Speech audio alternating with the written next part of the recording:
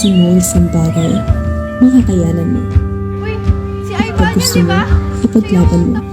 Kapag nahihirapan ka, mas galingan mo pa.